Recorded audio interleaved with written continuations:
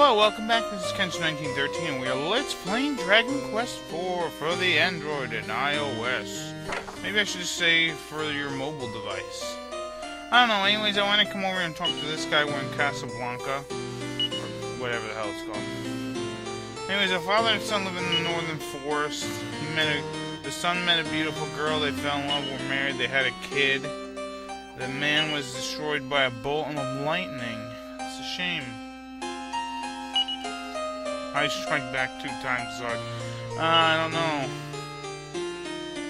Yeah, it's unfortunate that the poor man died. So yeah, that guy up there is not actually the woodsman. He's actually someone else. Anyways, I leveled up to about 34, 33 or whatever. Anyways, here's the hero stuff. He got Zing, Full Heal, Omni Heal. Yeah, he's equipped with all kinds of healing.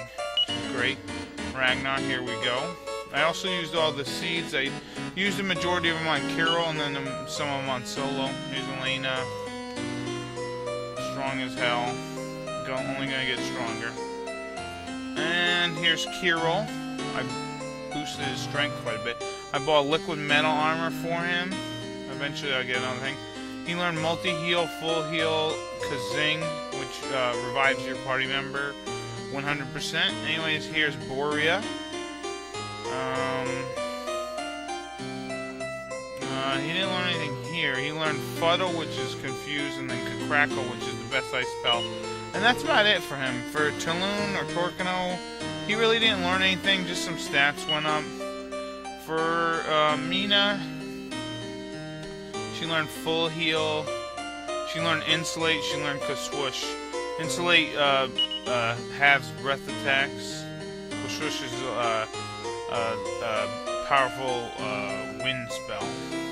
And Maya, she learned Kasizzle and Puff. Kasizzle is a spell, you know, like Sizzle, but the best version. And then Puff turns you into a dragon. I don't know why they named it that, but whatever. Anyways, let's head to Riverton, because we're gonna head into the Colossus, Stone Colossus, or whatever it's called. There we go. Anyways, let's head south here, and for this party, I'm gonna actually take a couple different people. I'm gonna use Kirill, of course, because he's always, I mean, he's like I said, my favorite character. So I am gonna use him probably for almost everything. Maybe not for the second to last dungeon, because he'll be in the car. What the hell is it? The carriage. So I won't need him out. Maybe I'll have him on the sideline just so other people can get screen time. Now I know we haven't really used Talon too much, and he is kind of, I don't want to say he's useless in this version, but he has not had a good run. I mean, his equipment, we really haven't got anything really new for him, equipment-wise. And then, friggin', like he doesn't have that call shop thing where he calls a bunch of merchants, an army of merchants, and then they come and just beat the stuff out of everybody. Anyways, here we got a new enemy, Bisley Body. Now these guys are, I think they're ice elemental, and Thwack doesn't work on them. So that's alright, we'll just beat him like that. But yeah, this is the Stone Colossus. This is an interesting thing. And yeah, I am going to keep most of the battles in for this episode. So, yeah, I apologize about that, whatever. We get done what I need to get done, so it's all good. Plus, the battles are fairly quick, especially with Kirill in our group. A lot of the enemies in here are susceptible to instant death. Actually, as we continue through the remainder of the game, there's a good amount of them that are susceptible. Okay, so fat bats are susceptible to instant death, and these Hellions are susceptible to instant death. So, yeah. Now, how do I know this, you ask? Well, I'm pretty sure I said this before, but... Oh, yeah, that's a nice spell. Anyways, I'm pretty sure I said this before, but back in the NES day, Carol, whenever you had him on the offensive, or Christo as he was called in the NES days, whenever you had him on the offensive, strategy or AI or whatever the hell you want to call it, he always ended up using beat or defeat constantly. So you ended up finding out which enemies were susceptible to what spells. And the nice thing about it was, I mean, it worked really well in here, so I was pretty pleased, but a lot of other places didn't work, and even with bosses it didn't work. And I'm like, what the hell, man? But actually, this puff spell will come in handy. I think I'm gonna actually do a test and see if it does kill metal slimes or metal creatures. There we get some gold, goody goody. Yeah, it is like we're climbing a human body. Yeah, I don't like it either. It reminds me of Breath of Fire 2 when we had to go inside that fat queen. That wasn't cool. Even though I guess this game technically preceded it. But then again, we didn't get to talk to each other in that game. That would have been pretty neat to have a party talk in those games. Well, you sort of did with the camp thing. But that wasn't introduced until Breath of Fire 3. I guess they kind of had party talk if you went back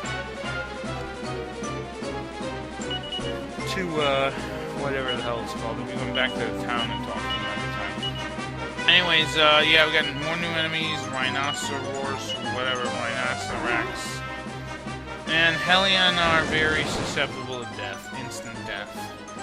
So you probably won't see them do anything, pretty much. Because the instant death stuff. Which is terrific, I think.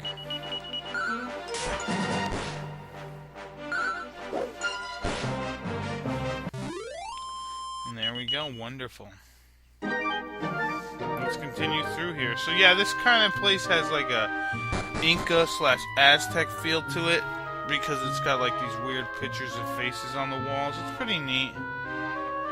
It's pretty cool. I like it. I like that they added that, because in the NES version, it was different looking, but it wasn't like really different looking like this. Yeah, let's check the Hellion. And the nice thing about this game too is, you know, they're not stingy with the MP. I mean, you still have to sort of conserve it at points, but like in this dungeon, you know, go all out. Dungeons like these, yeah, you can go all out and you'll be fine. And we get an agility seed, which I'll probably use later. I don't know if I'm going to use any more agility seeds on Kiro. His agility is fairly fast. Look, we got some more blizzy bodies. Let's try Kaswoosh. Well, what the hell, let's do Puff. And she turns into a giant dragon. She shoots out flames, and that, I want to say that ignores defense, that breath attack. And if that's the case, hopefully that'll work on metal slimes, or metal enemies in general. I'm going to have to test that out.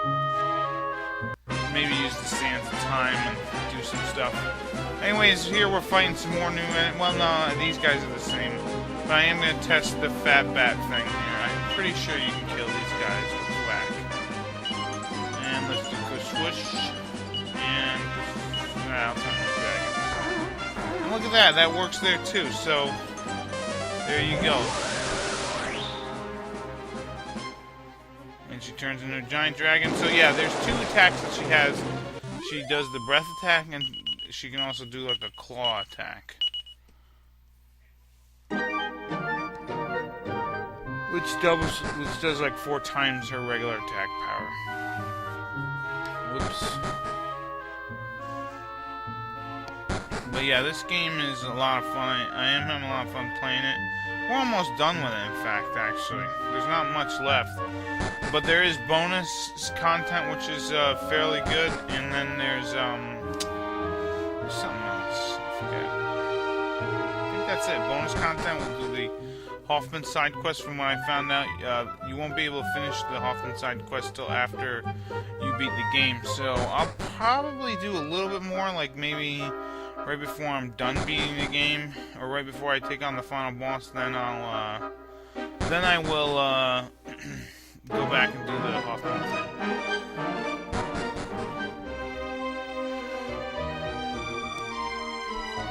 Alright, so over here there's a doorway out there, but I'm not going out there. Although I guess you could go out there and grab something. Oh yeah, you can grab a treasure, but I'll just do it later. Let's try Swoosh. Let's do Puff. These guys aren't new. We met them in that cave. What that was called? The cave to get the Zenithian armor. And actually, after this, before you go, after this stuff, because now we're running into enemies that you would meet in there. If you haven't already went, you're probably advised to go to that cave and get the Zenithian armor if you haven't gotten it already. Because now we're running into monsters that are around the same toughness in that section. So if we come up over here, and now what we have to do is come over here, and there's a passage in the back here. Go up the stairs. And if we come over here, I don't think there's anything over there.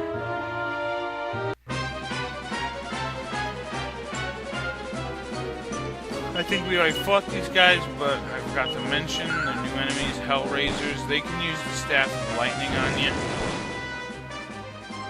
which apparently actually looks like there's lightning damage. So yeah, Mina and Maya, I don't know, it seems like they're better in this game. I mean, Maya was always pretty good, but I feel like Mina's better. Aw, oh, man, a mimic. But yeah, so, I don't know, I think she's definitely stepped up. Like, she was terrible in the NES version. In this game, her and Kirill could definitely be, I think I mentioned this before, but her and Kirill could swap. Hell, she's probably a little better than Kirill because she gets some attack magic. I mean, Kirill gets this instant death stuff, which is nice, but it's no Swoosh. And she gets insulate. They're all vital keys. They're all keys to a certain thing. And here's this Hella Hammer. This is the hammer or the weapon I was talking about earlier, when I was saying something about how it works is if you attack. You know, obviously there's less attack power, which is fine. But when you hit someone, you usually the only time it will hit is with a critical. And either it'll do a critical or a miss, so it's not too bad. Actually, probably wouldn't be too bad to use against metal creatures too. Although I'm not sure how the what the rate is for criticals with that weapon. That might not be a bad option for that.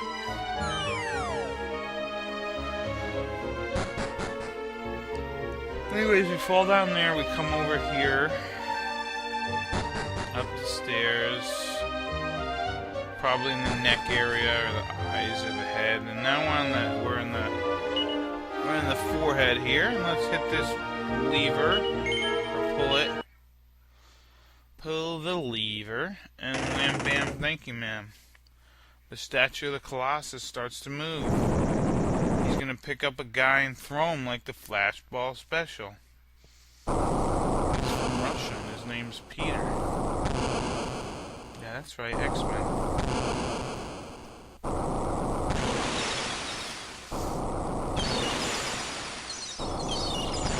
So yeah, this thing's pretty cool.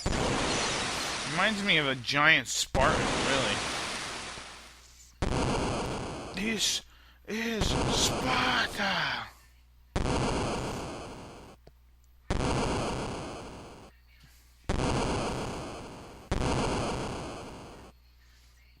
I wonder how it resets and goes back. Probably have to push the lever up again, maybe. Anyways, there we go. Now we can actually jump out the ears. Whee! And we're out of there. Alright, so you guys got anything cool to say? Let's actually put this stuff in the bag.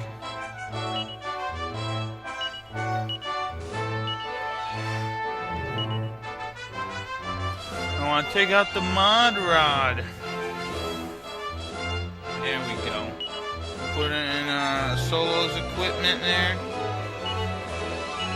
And let's continue on. Yeah, it is a pretty quiet area, I guess. Yeah. Yeah, we could change appearance and run away. Yeah, I guess Solo is paying for all the inn. Actually, there's one thing I gotta show off with the inn and the all that stuff. Let's use that. We're gonna try thwack on these guys and some puff. Hey, it worked. Hey, it worked on 2. That's pretty good.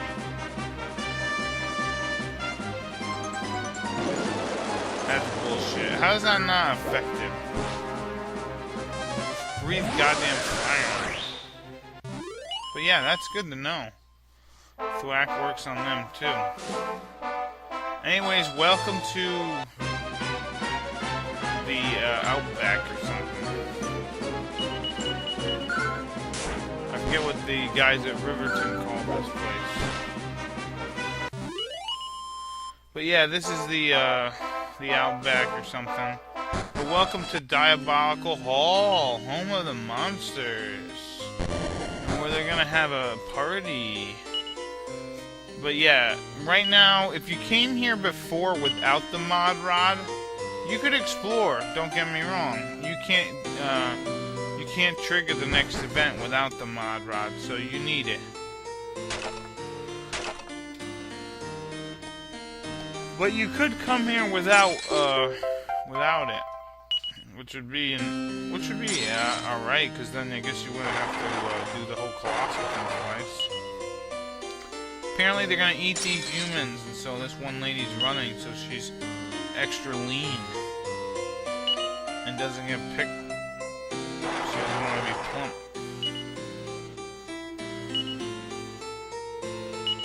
I don't think you're the scrawniest one here. And we get a prayer ring, you use that. It'll restore your MP, sometimes it'll break. And apparently this guy's a jerk, he wants everyone else to die. Not me, not me, do it to Julia, do it to Julia. Ah, room 101, huh? Is that where we're at right now with these guys? Such a shame. Too bad he cracked, you know what I'm saying? You know, we gotta love Big Brother.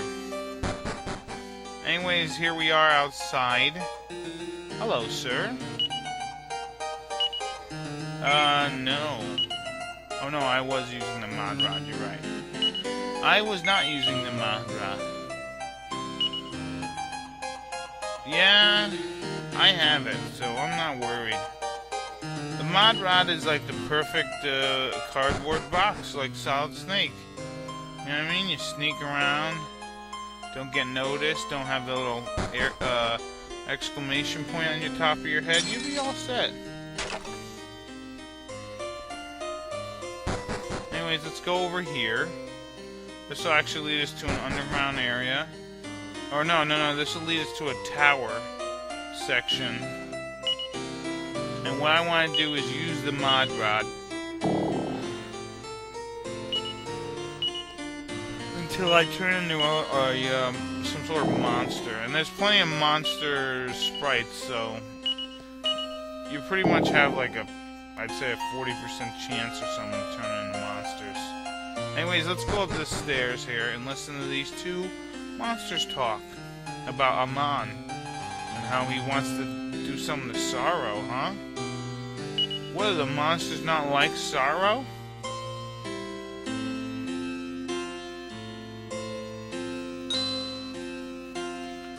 Whoa, whoa, I think we just heard something important here. I guess there's some sort of, like, mutiny in the ranks here. Some monsters don't like Sorrow. That's weird, because he seems like a pretty nice guy. I mean, sure, he wants to use the Secret of Evolution. I understand why he wants to, because he helped, animals and shit talk. And, he built that thing for Rose, the tower. I think Sorrow isn't that bad. And, yeah, I like that. Mina's getting a little carried away. But yeah, so apparently there's like another faction of monsters here that don't like Sorrow. But I don't understand. I mean, he must give him a good benefits package, right? You're working for the monsters, you probably get like at least 3 weeks vacation. Sick time, all that good stuff. Probably like, floating holidays or whatever. I'm not sure. Personal days. As a monster, you probably only got to work like 32 hours a week. Seems like a pretty decent thing, but apparently